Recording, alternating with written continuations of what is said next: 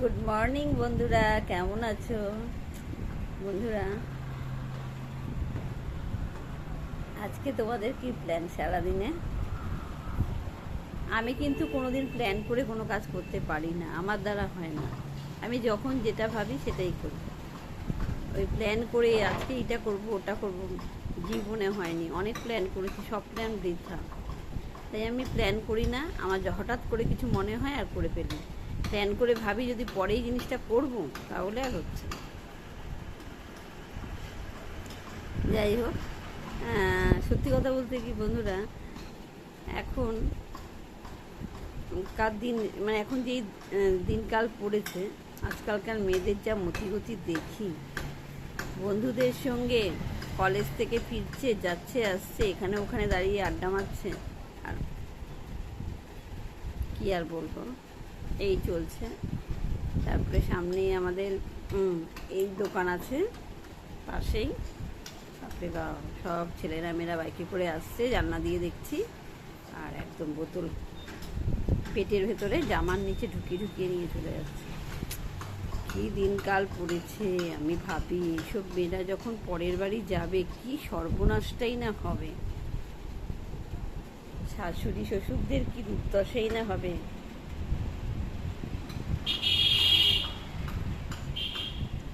কি আর বলবো, এই দিনকাল পড়েছে। যাই হোক, এসব নিয়ে কথা বলা একদমই উচিত না, কারণ আজকালকার 100 ভাগের মধ্যে 70 ভাগ ছেলেমেয়েরাই এরকমই।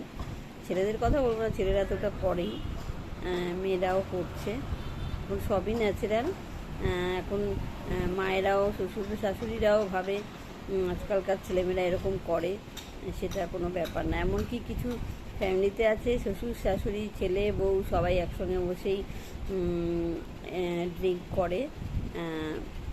ওটাইও তাদের কাছে হচ্ছে স্ট্যান্ডার্ড। অভিজাত ফ্যামিলি এটাই ভাবে। তার যেহেতু আমাদের মানে মেন্টালিটিটা অনেকটা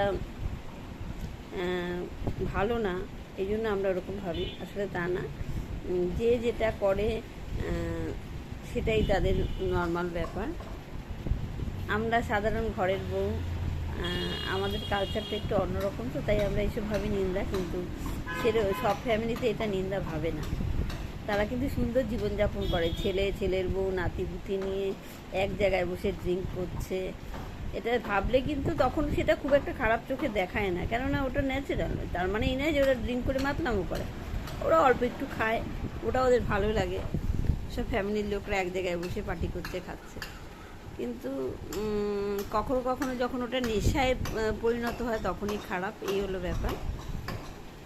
তবে আমাদের মতো মধ্যবিত্ত ফ্যামিলির মায়েরা কিন্তু, মা বলো শ্বশুর শাশুড়ি যেই হোক, এটা মানতে পারি না। আজকালকার ছেলেমেয়েরা প্রচুর স্মার্ট, তারা করবেই, সেটা নিয়ে অতিরিক্ত মাথা ঘামিয়ে কিছু করার নেই, এই হলো ব্যাপার। টাটা, বেশি কথা বলবো না, কেননা অনেক কাজ।